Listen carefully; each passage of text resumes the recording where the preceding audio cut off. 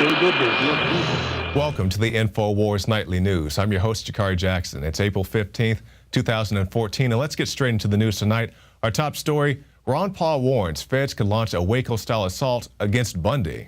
I guess you can go either two ways. I'm hoping this is very positive of things to come where the people stand up and object to the federal government's intrusion into our lives and everything that we do. And when the people do get together and stand up, I think governments will be forced to back down.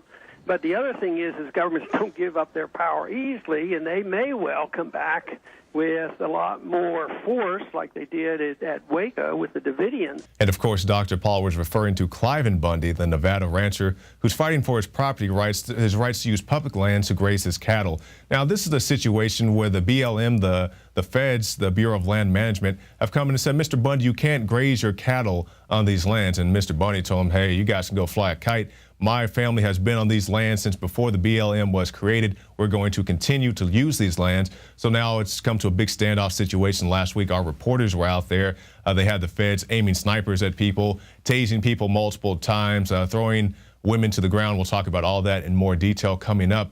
And Mr. Bundy says, you know, I'm going to continue to use these lands. So he got into a situation, had a chance to talk to the sheriff, the local authorities, and they said, okay, Mr. Bundy, you can have your cattle back. They had been holding the gentleman's cattle hostage, and now he can use the lands. But they said it's all just a ploy. The feds back down, but they say it's all just a ploy to come back and raid him later. We've had some high-level assets tell us this information that the fans do plan to raid Mr. Bundy at a later date. And I wouldn't be surprised because they just wanted to wait till all the media eyes were off them when they had less of a presence out there so they can just go through and do whatever they want to do. So our thoughts and prayers are with the Bundy family. And as Dr. Paul said, there's nothing wrong with standing up with your rights, but standing up for your rights, but please be as peaceful as possible. You don't want an armed conflict going on out there. So definitely be careful out there at the Bundy Ranch. And we're talking about the police brutality going on, tasing people multiple times, the brutality to men, women, and children. And speaking of women, let's talk about this. Texas cop tackles woman for walking on the wrong side of the street. This was a situation. A woman was out for her daily walk, was approached by an officer on a motorcycle, and the officer pulls up, starts chatting her up, and she thinks the officer's just hitting on her. No, thank you, officer. I'll go on about my business. The officer follows her down the street, and then at some point she starts getting nervous. You know, I haven't committed a crime, the woman's thinking to herself. I haven't done anything wrong. Why is this cop following me? So she takes off running. And you often hear these police officers, or even in the video that you can find on the article, he says, you know, if you're not doing anything wrong, you shouldn't take off running from the cops. Well, if you start following somebody down the street when they haven't committed a crime, they start getting a little bit nervous. So she takes off running, is tackled by the officer, dragged to the police station, and charged with walking on the wrong side of the street. And people always ask, what's this tyranny you guys talk about? Why do you need these weapons to defend yourself? And defending yourself is a last-ditch effort. You know, it's the worst-case scenario. But why do you need these tools, these rights to defend yourself against what you call tyranny? Arresting somebody for walking on the wrong side of the street when I'm sure this police department may have an internal investigation or two they need to conduct themselves, that's tyranny. It happened here in the city of Austin. Arrested a jaywalker because she didn't obey the traffic control devices. It happened in New York. They beat up that elderly gentleman for jaywalking. And this is tyranny. This, in my mind, is tyranny. This is what you need checks and balances for, so these things don't become an everyday deal, even though that's happened, 3 times this year already that we know of, pretty much somebody arrested for walking down the street. That's tyranny, in my opinion, and it needs to stop, and hopefully we can get some justice for this poor woman. The cops just will arrest you for anything these days. They need to go arrest the bankers who are devaluing our currency. They need to go arrest the ATF for running guns into Mexico. This is the stuff they need to be working on. Go stop the BLM. You know, go help Cliven Bundy to get his lands back and his cattle and all that, but they don't want to do that. They just want to beat up on people walking down the streets. FBI will have up to 1/3 of Americans on biometric database by next year. This by Steve Watson. The Electronic Frontier Foundation notes in a communique that some 52 million Americans could be in the next generation identification biometric database by 2015, regardless of whether they have ever committed a crime or been arrested. And it's no secret that the FBI caches information on you and me. They want people, especially criminals, they want the fingerprints, they want photographs and so forth. But now they're moving towards palm scans, retina scans.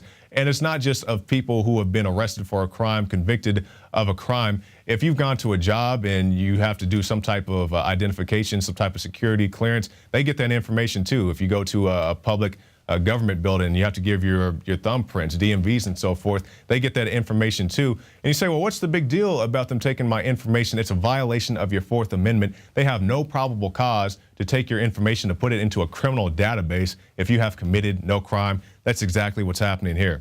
And in the same line as this, we have this. Who's watching me? Police took photos of my license plate. It falls in the same line, violation of your Fourth Amendment. If you have not committed a crime, why are they looking at you in the first place? Now, this is by Miss Catherine Watson, no relation to Steve or Paul, as far as I know.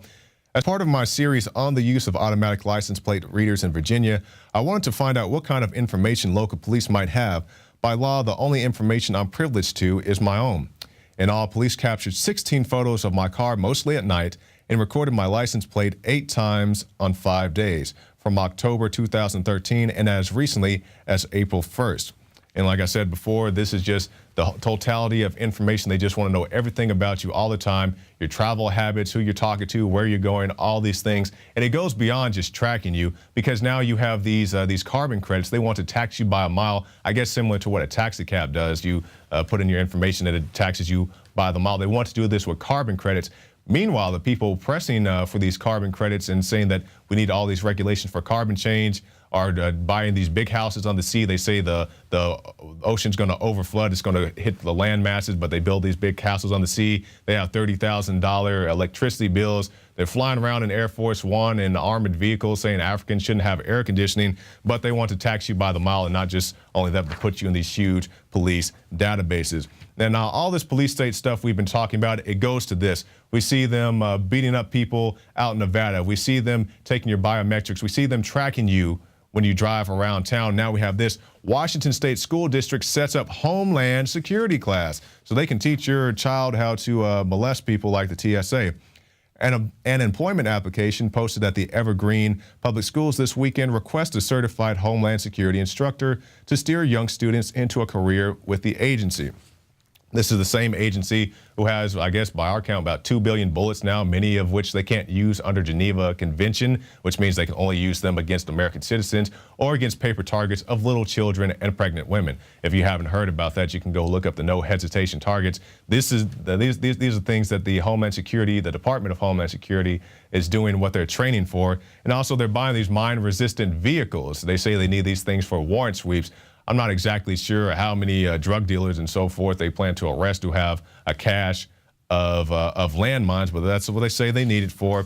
And I have this. This is one of my textbooks, one of my college textbooks, Introduction to Homeland Security. And you can see if you join Homeland Security, you can rescue puppy dogs and so forth.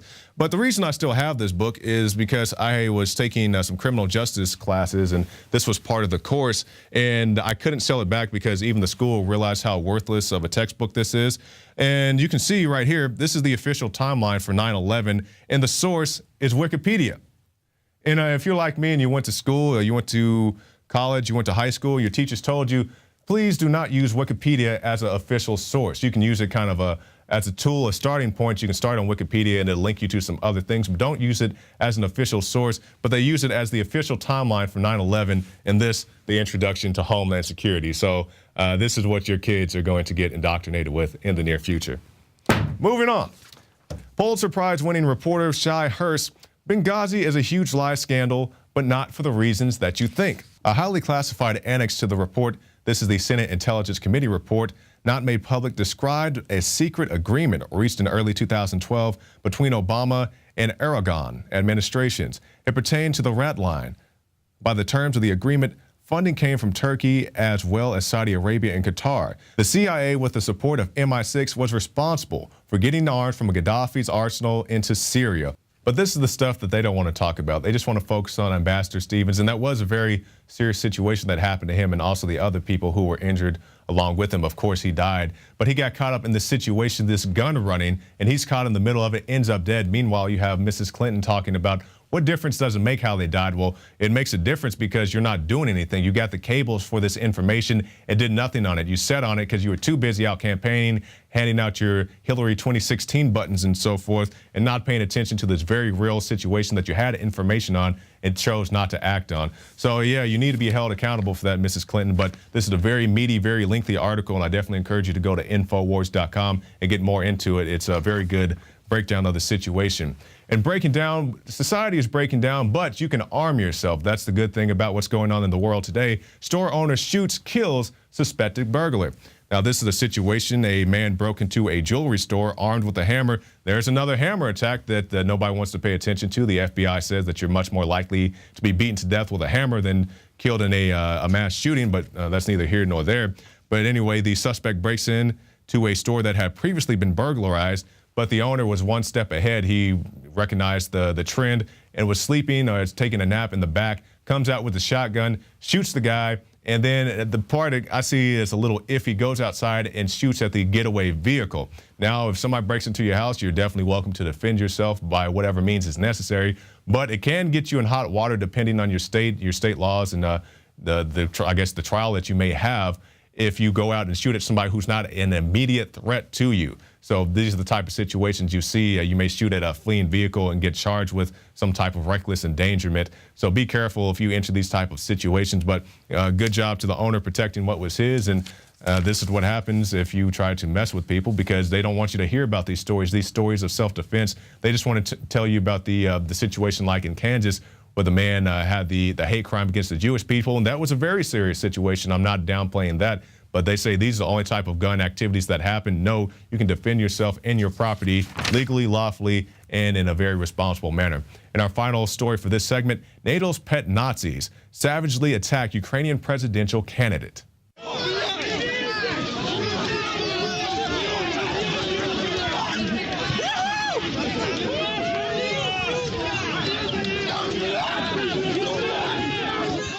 Now, stay tuned, because right after this break, Alex Jones is going to be breaking down the latest situation in the Ukraine. So stay tuned for that so you can get the full breakdown about some of the more recent events going on. But first, something I want to tell you about, prisonplanet.tv. You can go and get yourself a 15-day free trial. You can get the Alex Jones Show, the nightly news, the special reports, the rants, and so much more at prisonplanet.tv. So stay tuned right after this break for more special reports.